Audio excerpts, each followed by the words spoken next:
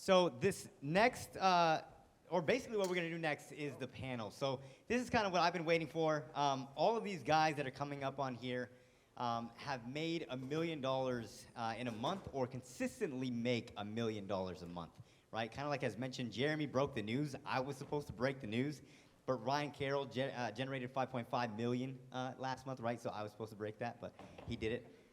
So I know, I can't believe him. But basically, you know, before we go ahead and start, like, just stretch out for a little bit, we do have a hard cutoff time at 4 p.m., but after this, they're going to go ahead and allow us to use the chandelier room. So if you guys still want to hear from them, you're more than welcome to. But there will be a hard cutoff time at 4 p.m. just because there's another show here. Cool? Everybody good with that? That's the only reason I'm not giving you guys a break, okay? But we're going to go ahead and power through this. We're going to crush it. So, perfect. They're just setting up the mics. So the first person that I want to introduce up here is going to be the moderator, okay? So Chris Winfield is somebody that I've known for a while, and he's probably the best of the best in the space that I'm in. So he actually just exited a company, and he sold it to a PR firm in New York City, right? Yeah, and they crush it. And right now they do high-level events, and they basically do what we do in terms of media placements, but they just do it at a much higher level. And I have no shame in saying that, right? I look up to them, and I'm glad that he's here to support. So everybody please welcome Chris Winfield.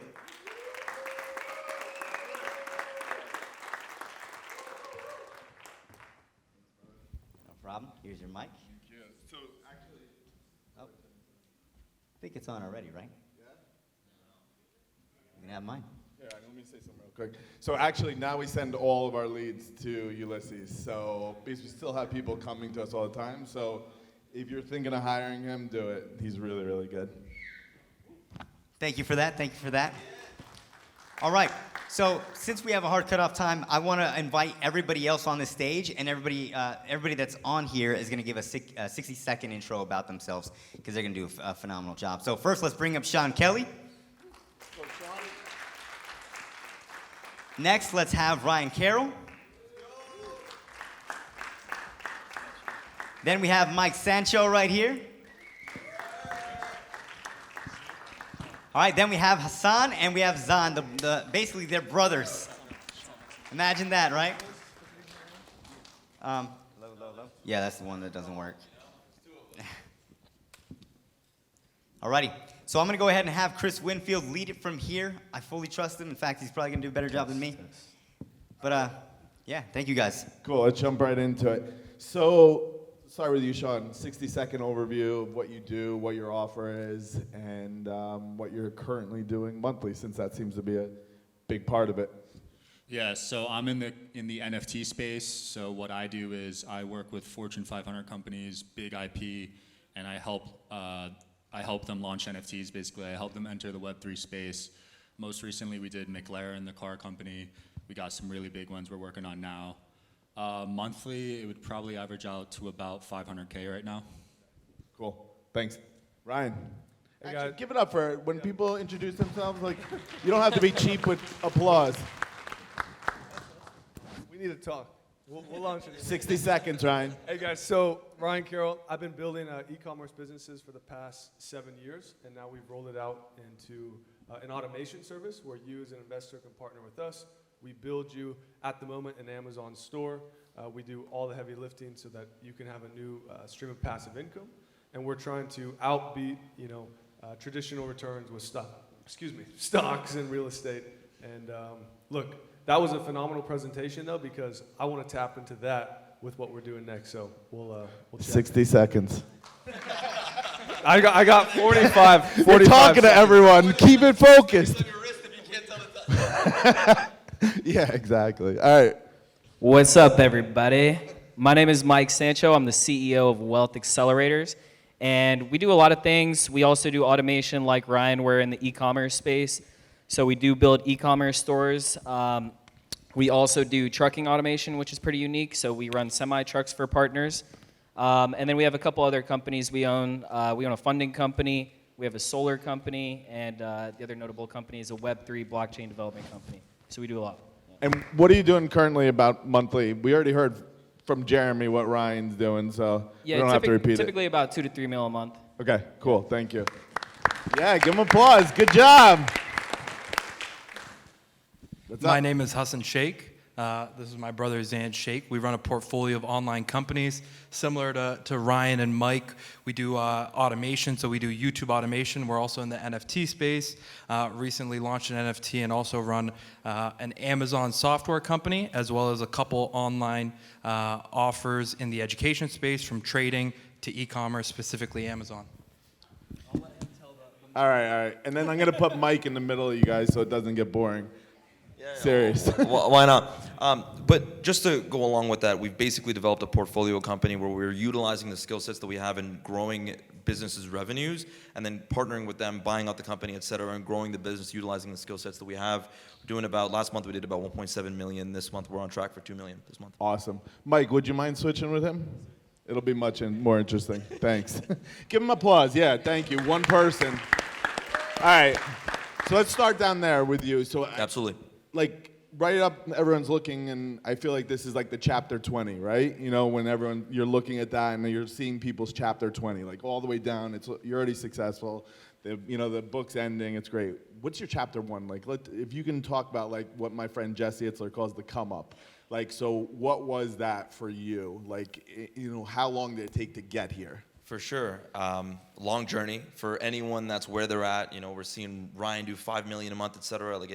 I remember meeting Ryan 5 years ago, and it wasn't, anywhere close to 5 million. Selling belts online. Yes, literally. So my father's actually from Pakistan. He's an immigrant. We were born in the States, and growing up, I just realized and saw a lot of struggle that he was going through, because he was like, Zan, like I'm working really hard, but there's obviously a lot of racism here and there, but also just there's challenges when you don't speak the language and you don't work for yourself. And so I remember him telling me, Zan, if you can figure it out, the best thing you could do is work for yourself. And so I'm 12 years old. My buddies are all good at skateboarding. I'm absolutely abysmal at skateboarding. And I didn't have the flow to go with it either. And I just think, okay, wait, like they're all buying skateboards. What could I do? So I go on eBay, I buy some skateboards, and I get them painted, and I start selling skateboards.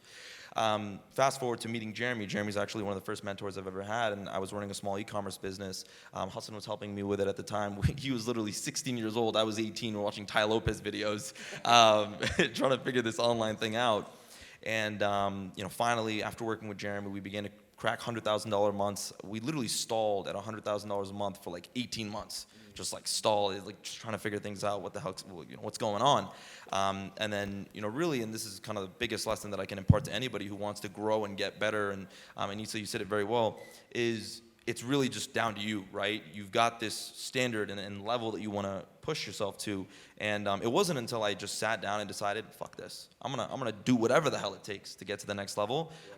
We cracked 7 figures, and soon 8, 9, and 10. Awesome. Thanks, Mike. Mike? Yeah, so chapter 1 for me, definitely not a pretty chapter. So my first business was a cannabis distribution company. This was before it was legal, so it didn't go too well. And so I got expelled from high school, and then I lied to get into college, and then I got expelled from college. Nice. And that was at a time where I was expanding that business pretty rapidly, and so I got into some serious trouble. And I remember being in jail, and I wasn't there for too long, but I had like a definitive like line in the sand moment where I'm like, okay, like everybody counted me out, and there's no one left in my corner, and I just made that decision and a promise to myself that I was gonna flip everything around, do a complete 360.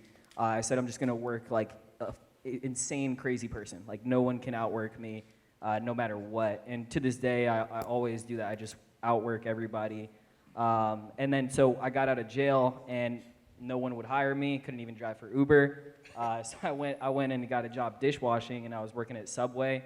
And within 6 weeks, I outworked everyone at the Subway. They made me the store manager. Then they made me right after the general manager of 5 locations. And then I took all the money that I was making. And to Ruben's point earlier, I was investing into all courses, masterminds, everything like that. So I was learning all about e-commerce, learning about stocks, Forex, crypto, real estate, everything I possibly could, sales, marketing, internet marketing. And I just kept pushing it from there and just kept going harder and harder, investing myself, coming to events like this, networking. I mean, look at the people in this room, guys. You see, like, this is an intimate type of event in this room. You can walk up to every single one of us and just ask us questions, and that's a really unique and so, I mean, pat yourself on the back for doing that, because that's literally all it takes, and, your network is your net worth, and just do what all of us say we're doing, and you'll get the same thing, so not that hard. It's not rocket science. Awesome. So I didn't start when I'm 12, so I'm not as cool as Zan, but I do remember him coming up to me. I was 16 years old. I used to play basketball all the time. That was like, my love, my pride, my joy. And he's like, well, you're not going to the NBA, so we got to figure out what you're going to do. And so I remember he came to me and he's like, yo, you know that guy on YouTube who's always like, here in my garage. We're going to buy his course, we're going to go through it, and we're going to start making money. And so we did exactly that. I remember it took him 2 months to convince me, because I thought, who the fuck is this guy on YouTube, right? I don't want to watch his shit. But that's where the journey started. I was 16 years old, and so that's actually where we found out about Jeremy. And so then we started investing in Jeremy's courses and things like that. And at the same time, we were, going to every single local restaurant, dentist, everybody in our town, 16 years old, walking up to them and like, hey, you don't have a Facebook pixel, and just trying to close any deal that we could. So we were taking home like $500 a month, $1,000 a month, and really just trying to build the skills at that point. Fast forward a couple of years, we just continued to, grow our agency, started some e-commerce shops, exited a couple for, $5K, and just kept on growing our skills. Come college, I was pre-med. My parents knew that Zan wasn't going to be a doctor, so they really, really tried to push me into that box.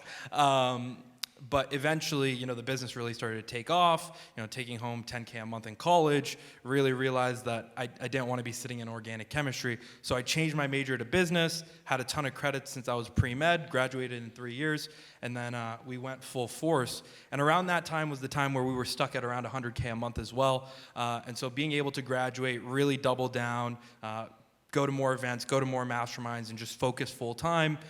We were eventually able to ratchet up to the next level. And so it's been a while. It's been 6 years coming.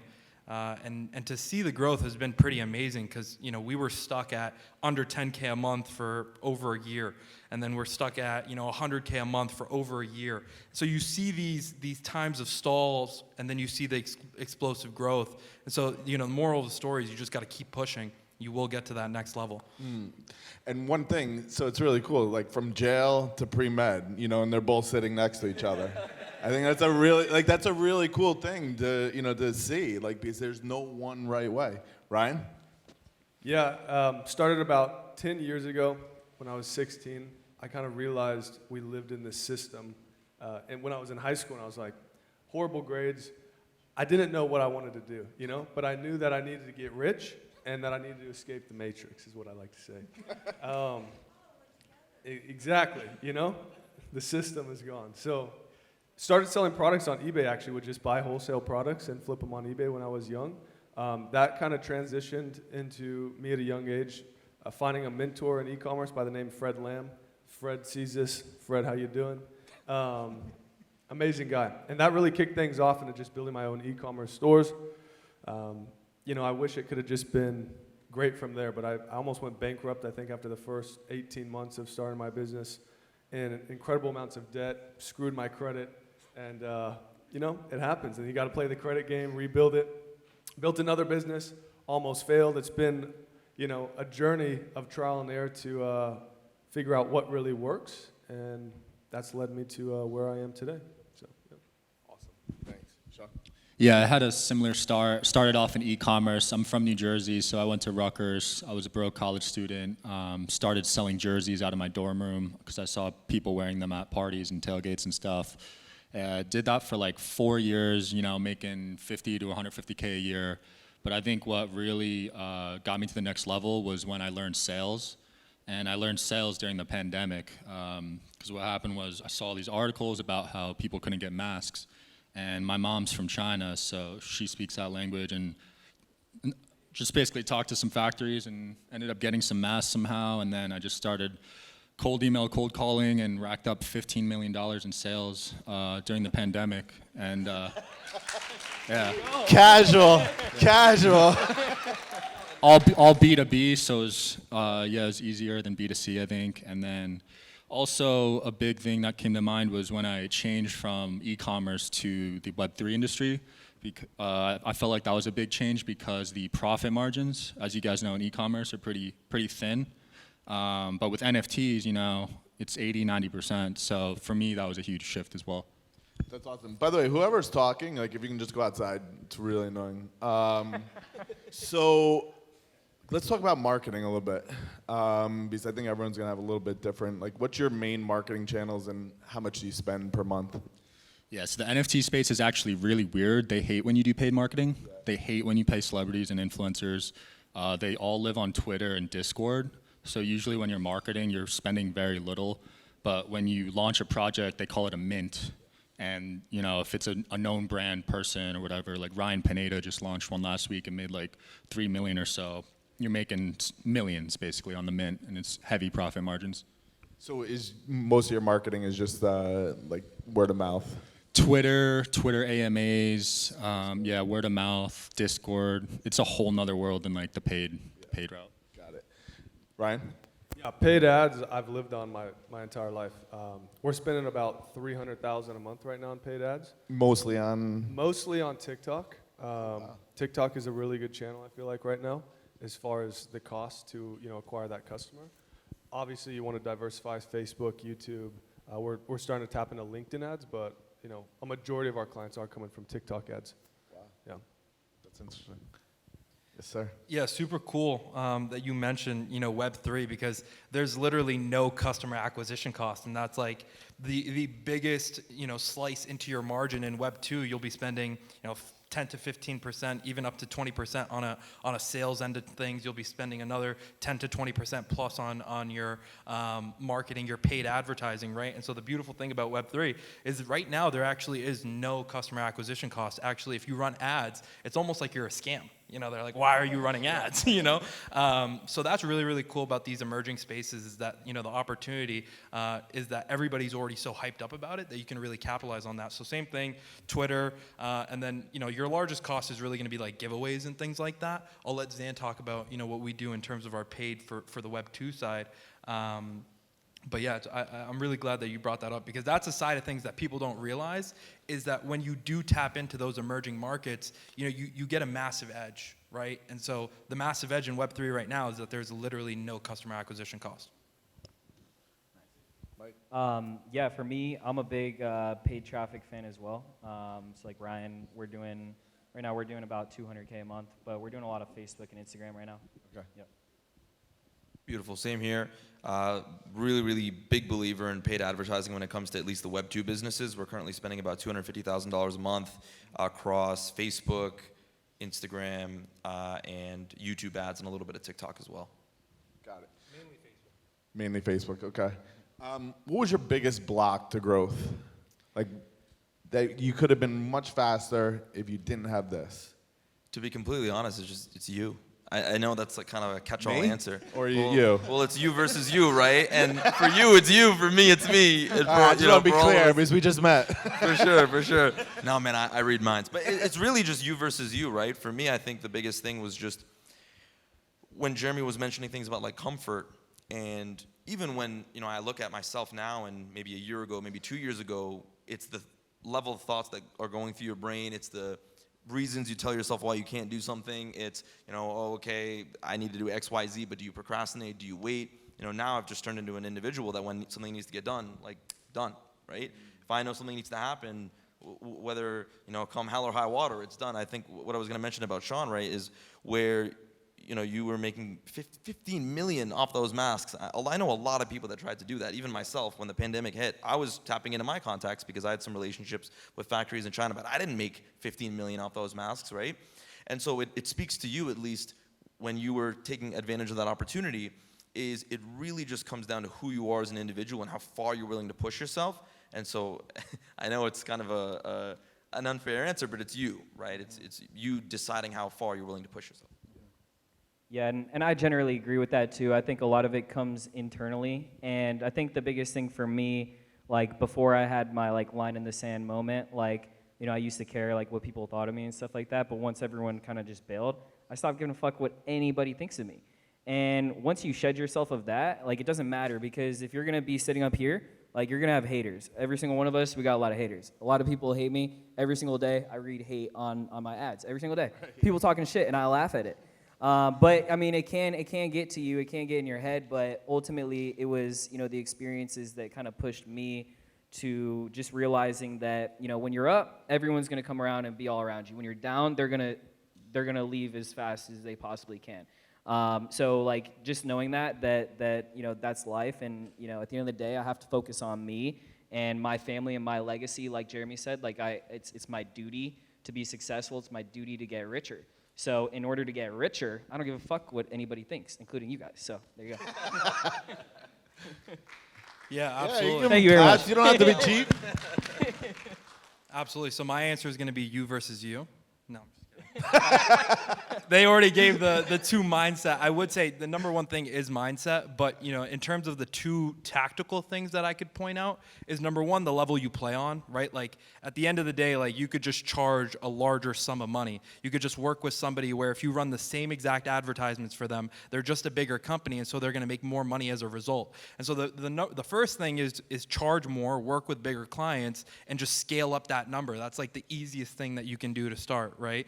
And then the second thing, which is really what took us from 7 figures to 8 figures, was operational leverage, right? Like, there's only so much that you can do as the founder or CEO of your company, right? Like, your job as the CEO is to be the generalist, is to kind of be like the army general, to understand everything at a high level, but then put the right people in place so that they can actually get things done. So the most life-changing hire for us was hiring an ops director, head of ops, who could really do all the minutia, and push us forward. So those are my top two things, absolutely. Awesome. Right? Cool. For me, it's been my network, right? A lot of people we do business with, and my employees, partnerships have been people I've met throughout the years, literally at masterminds like this. So that has kind of compounded to this point where I can really reach out to specific people with problems or things that I want and make a win-win deal, whether it be operational, marketing. Jay here now works on tech with us, so it's like, just keep continuing to grow your network, and that'll come to play at a big point, one moment in your life for sure. Yeah, my answer is probably the same. So when I was 21, I saved about $200,000 from my e-commerce business, and I joined a mastermind that cost $100,000 a year. 100M, yeah. And I showed up. I was 21, like the youngest kid there, but also the most broke.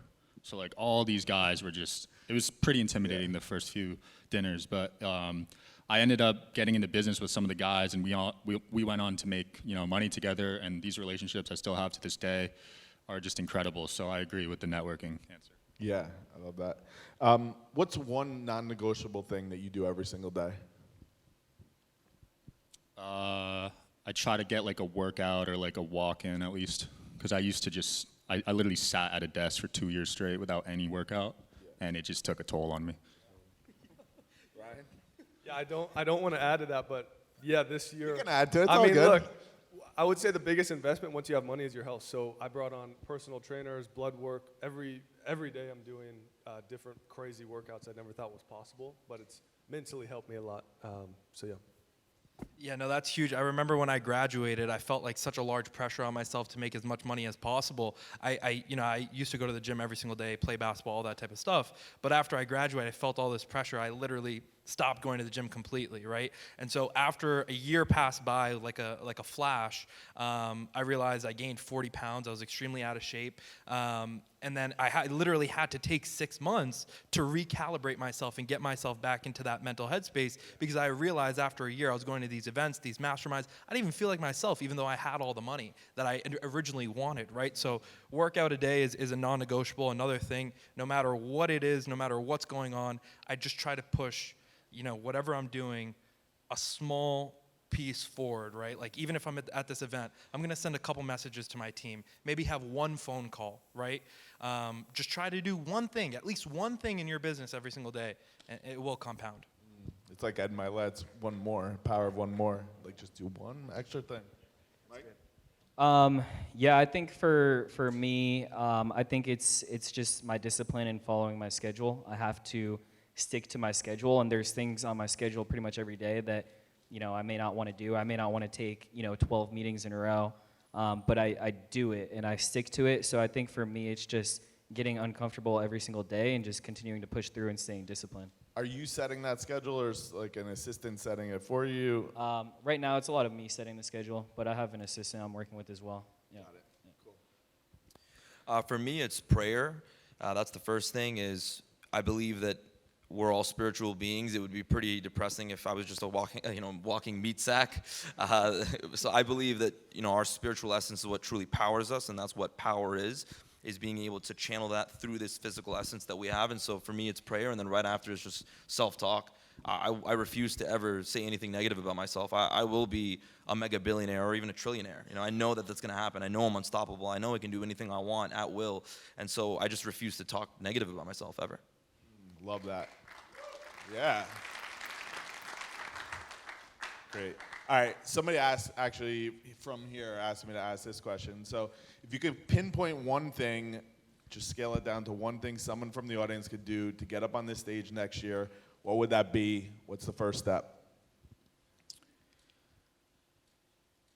I would honestly say that take inventory of what you have and what you have going for you, and then do the math. Legitimately sit down, do the math. Okay, you want to make $1 million in a month. What does that look like? All right, for me, we sell a $70,000 product, so maybe that means we're gonna sell 30 units that month, or it might be that you're selling a $1,000 product and you need however many sales that you might need for that. But do the math. Sit down, take inventory of what you sell, what you do, and break it down and say, okay, what do I need to do to make $1 million in a month? A lot of us, we attach a lot of emotion to numbers, when in reality, numbers are just numbers, right? It's just math. So do the math and make it work out. Great advice. Mike? So I think that you have to set the intention to be here, and you have to decide to be here. Everything you do is a decision.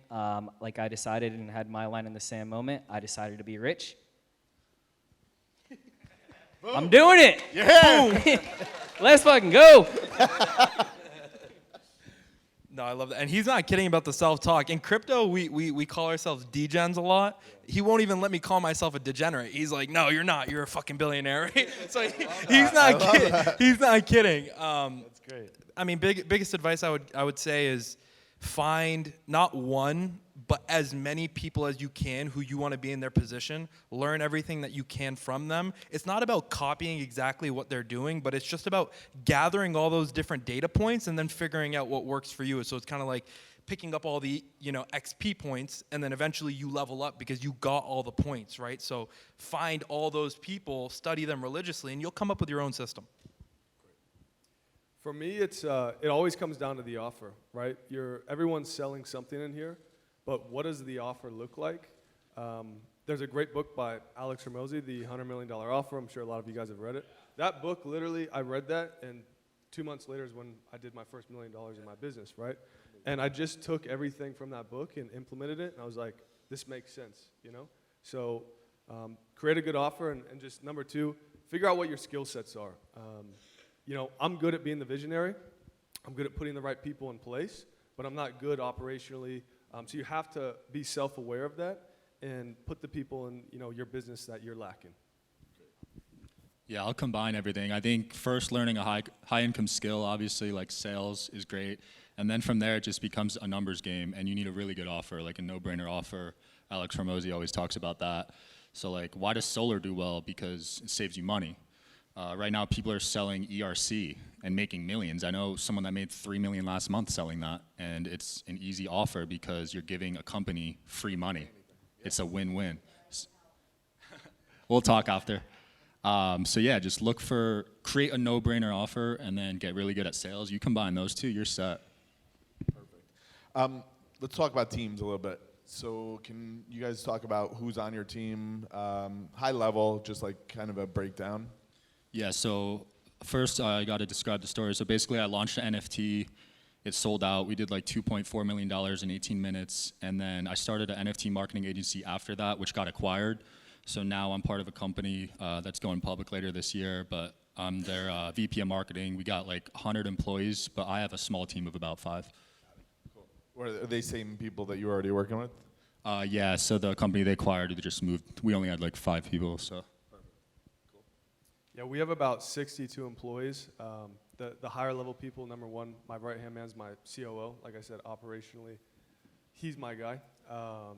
We have a chief growth operator, so he's really tapped into every single department and sees the problems that need to be solved so that we can grow. And then my project manager is probably another, like, she's my right-hand girl, where just all the fires go to her, and that's nice. So those three people are my key team right there. Remote, or just, I forgot to ask that. Remote? Yeah, all remote. Okay. No, these are all in-house employees. In Miami, you are? No, well, all in the U.S., I guess, yeah, remote, but Right, not, are you not all in the remote. same place? I'm saying they're not like in the Philippines. Yeah, I mean, are you in the same place, like No, office? no. I like being remote, actually. Yeah. I think it's probably better Cool. in this day and age, right? So I'll talk about the NFT side, which is the Web3, and then Zan, you can talk about the Web2.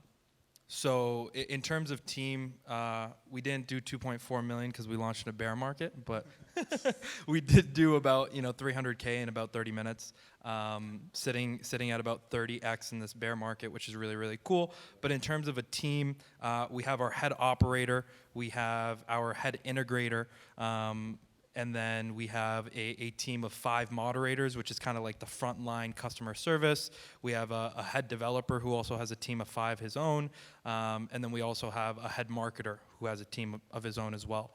And so I think that also plays into what Ryan was saying about the connections earlier, because a lot of times you just need one connection, and then that connection can have their own operation on the back end. And so it's just a matter of like plugging them in as like a partner or as a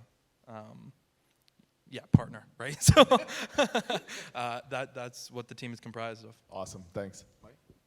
So for our parent company, we have a relatively large C-suite. So we have 9 executives managing that company. We also have a board of directors. It's made up of 5 people. And then our subsidiary entities, we have 16 companies, and they have different, various C-suites. But some of the parent C-suite fractionally manages some of the subs. And then we have about close to 100 US-based employees and about 150 international contractors. Yeah, amazing. So from a high level on the Web2 side of things, we really look at the departments of our business as marketing, sales, delivery, and OpFi, which the N stands for operations and finance. And so we have our CRO, our CMO, our CDO, and COOs. And so they're really the ones that run the show. We basically just set the targets and set the goals and then build incentivization structures and develop the culture to make sure that they actually perform. So really, the higher level of business that you go, you end up being more like a coach or like a team owner, where you're finding the key players and finding the key pieces to put them together, and then you rally them behind a vision. And so what I've realized is that actually the greatest skill that you could possibly have in business is leadership and being able to convince and continue to motivate really, really capable, smart people. Because really, really capable, smart people usually feel like they don't need anyone else. And so you have to kind of convince them that there's a bigger fish to fry, right?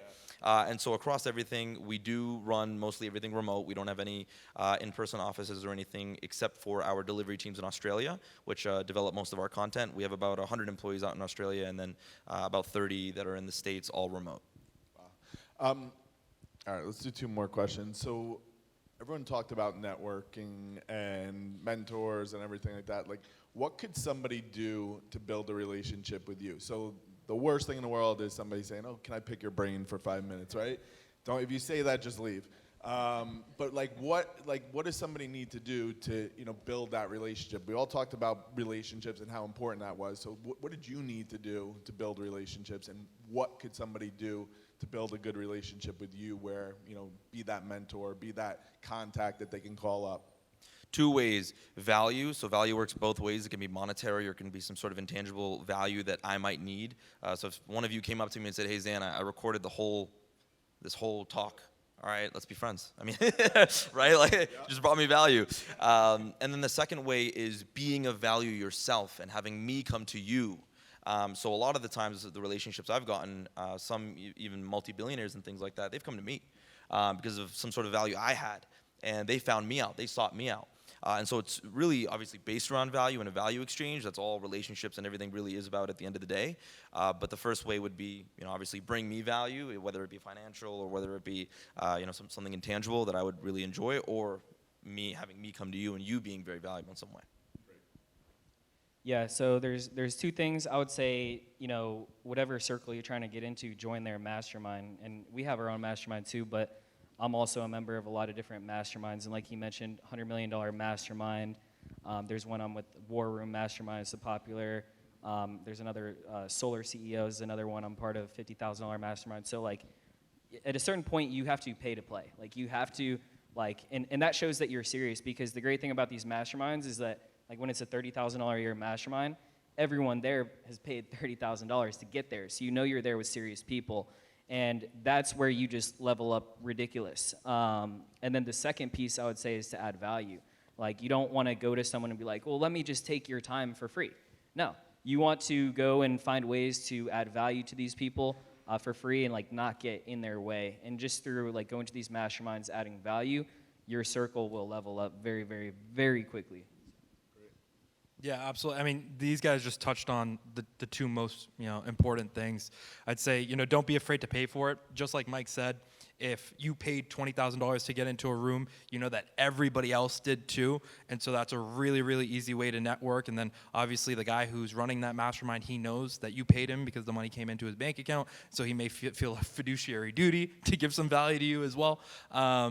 And then, just, provide value, right? Like, I get at least 50 DMs a day across Twitter and Discord, and so, like, there's no way I'm going to respond to everybody, but when I see a name that I've seen tweeting at me and spreading good, energy and, bought the NFT and got a part of the community, it's like, okay, I've seen this guy invest so much time. I've seen him spread, the energy that we're looking for. And so, I will reply. I will, engage. And so it's really just about value, whether that's through sweat equity or whether that's through paying, right? Yeah, I'm going to be the fourth person who says it. It's value, and I've always been one who I'll just pay people for their time. Like I'm literally like, hey, here's $1,000. Like this is what I expect out of this. I just want this one question answered, And then you got to show them you're serious about it, and that you're on kind of that higher level. Even if you're not, sometimes you got to fake it until you make it a little bit, and just keep leveling up that way. I'm gonna be the fifth person, I guess. That's all right. That's good. 100% the masterminds, the meetups, the networking events, but there's also certain rooms you can't get into just with money. Yeah. So you're gonna have to figure out what value you're gonna provide to get in there. Like when I was starting out with the e-commerce stuff, I owned a jersey company, so I was making a ton of custom jerseys for celebrities, rappers, NBA players, and that's how I built a relationship with them, and then I ended up helping them with their NFTs. So it's just about, building relationships and giving value, as cliche as that sounds. It doesn't sound cliche. All right, we're here next year, exact same time. You're on this exact same panel. What are you celebrating? What did it take you to get there? We're going public later this year, so hopefully the stock doesn't tank. Other than that, just gonna keep doing what I'm doing. Love it. Yeah, at that point, we'll be at $20 million a month with all of our offers, and we'll have thousands of clients that are making really good returns on their money. That's most important to me. What's it going to take you to get there? It's going to take a bigger operations team, so probably 700 more overseas teams that we build out, and just more marketing. It all comes down to math. So, we'll bump it up to probably 800,000 in ad spend, and Awesome. Thanks. Yeah, absolutely. Again, I'll talk about the Web3 side, Zane. You can talk about the Web2. It's going to take a shit ton of operational leverage, just like Ryan said. The NFT space, which Sean, I'm sure you're familiar with. The way that you make money in NFTs is you mint the project and then you make money on royalties. And so that's kind of the way it is. And it's a broken business model because you will eventually run out of funds, right? And so what we're doing with this NFT is we're actually taking business concepts from everything that we've learned, running a $20 million a year plus business in Web2 and bringing that to Web3. So we've actually already started selling $50,000 a year utility and cash flow packages to other projects. And so that will allow us to really lead a new narrative and new meta, as we call it, in NFTs for, towards sustainability, really running these things as businesses. And so we plan to be doing anywhere between $1 to $2 million a month with 80 to 90% profit margins. And then Zan, I'll let you talk about the web. What's attached to that $50,000 product? Essentially, there's just a ton of utility props on the back end. So we have, for example, like a trading algorithm, and we have a lot of like signal callers, alpha callers, courses, just tons newsletters, all this different types of value. And so the thing with NFTs right now is that most of them are just profile pictures. They have no utility. So we're just selling them utility packages to offer to their holders. So for us, our goals are pretty close in line with Ryan's. I'd say next year we're shooting for around 20 million a month. And to get there, it's just going to require massive amounts of growth, mostly internal. So And what are you going to do to get that? I'm going to keep going to masterminds. Ayahuasca. Wow, I gotta ratchet up my goals because you guys are gonna blow me out of the water. For Web 2, we plan on doing $100 million next year. Specifically, we're looking to roll out 2 more offers, scale them up to the level that we have our current offers at, and then spend around $1 million a month on advertising while making sure that our sales teams and our operational teams can handle the leverage that is required to get there. But I guess I'm gonna have to spend $2 million a month to make sure I get to you guys. I love it. All right, we'll take maybe 1 or 2 questions. They have to be really good questions. So if they're not, just put your hand down. Who hasn't asked the question yet, though? All the way up there. You got to yell it. For operational efficiency, it sounds like Stand up and yell it.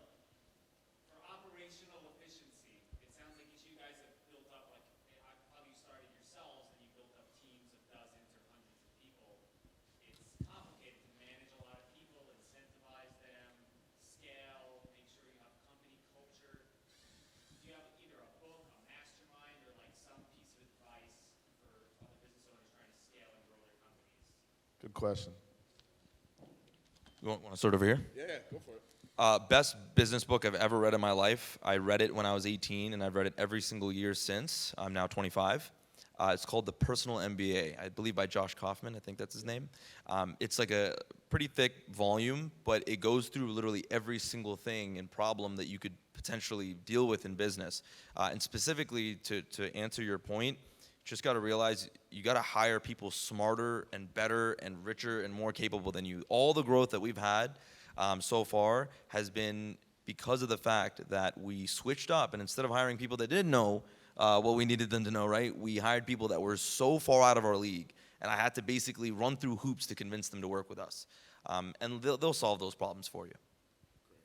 Yeah, I would say documentation for scale. So like with SOPs and having like standardization with those workflows. So that way, as you scale incrementally, you have all of the systems and training in place. Because it all comes down to systems. Systems are how you're going to scale. And then I would say in terms of your staff, you got to fire fast. Because the wrong people will create such a poisonous culture. And they do it like behind closed doors. Like it's not something you're going to see directly, but they're going to go and poison everybody's mindset in the company. It could literally crash your entire company. So you have to get rid of these people immediately. They're like leeches on your company. Yeah, absolutely. I'm going to double down on what Zan said. At the end of the day, there's only so much that you can do yourself. And so you just have to hire executives that are smarter than you and better than you at those different departments. So for example, with operations, we brought somebody in who's literally 10 times better than me and Zan combined for ops. So if we just focus on making sure that they're on par with the culture, they're going to make sure the entire ops department is doing the same. Same thing with sales. Zan and I were really, really good at sales, but we brought somebody in who's literally done $100 million. Yeah. 200 mil more than us, right? So he's going to be able to do a lot better job with training the sales team and taking it from there. And then the last piece is that if you can't incentivize them, there's something wrong with the product that you're selling. You don't have enough margin because these guys are going to want to get paid if they're better than you at the job you want them to get done. So you got to make sure that you can pay them. And so if that means you take home less, so be it. If that means that you need to change the product or you just need to charge more, then so be it. Great answers, guys.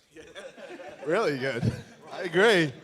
Hey, one of my advisors said this when we were first building out operations, and he said, look, you can rent in the beginning, and then you build or you acquire. So in the beginning, you don't even have to build it all out yourself. See if there's a partner you can bring on. You're obviously not going to make as much margin, and then you can kind of get a behind-the-scenes look at what's happening operationally. From there, once you have the cash flow, that's what we're doing now. We might acquire someone, or we're going to the Philippines and we're building everything out in-house. I don't have too much experience in this. My NFT marketing agency did have some sales agents, and I was giving them 20% commission, taking care of them very well. But one thing my mentor did tell me was recruiting is one of his biggest revenue generators, and that really shifted my perspective on hiring people because the fact that he said that, and this guy's a billionaire, so he said bringing in the right people will literally transform your business. One last question. So a couple books are mentioned, but is there a book that changed your outlook, changed your life, that you constantly read? Yeah, probably 100 Million Offers.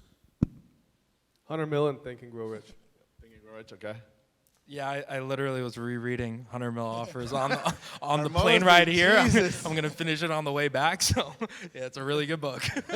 It's just an easy read too. Yeah, like it it's is. just so easy to read.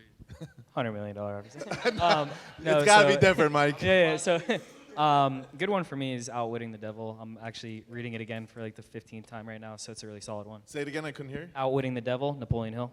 Great one, yeah. Do you want to say one more? Well, yeah, I mean, so personal MBA for sure. Again, I would recommend every single one of you buy that book. You're going to get a lot of value out of it. The way he positions it is it's literally like a Harvard MBA in a book. So you don't have to spend $100,000 or whatever it may be, and you can get that. And then I guess another book that I've always referenced to is Think and Grow Rich. I think, actually, you know what? I recant that statement. I think there's even a better one that you can read. Science It's of called The Getting Rich. Power of Your Subconscious Mind by Dr. Joseph D. Murphy. Dr. Joseph Murphy. Yeah. Amazing, amazing, amazing book. And actually, after I read that book and started implementing the things that I wanted to achieve, right? There's certain prompts and things like that that you can affirm. Literally right after that, I went from the lowest points in my life to some of the highest points of my life. So It's crazy, that book. Yeah. One other I'd add is The Science of Getting Rich, which is like basically what Think and Grow Rich is based on, everything, and it's 100 pages and it has everything in it. Written in 1910, that book, I literally read it 100 times. It's amazing. Guys, let's give it up, stand up, give these guys, this was so fucking good. Great job. Come on, give it up for these guys. Good job, guys.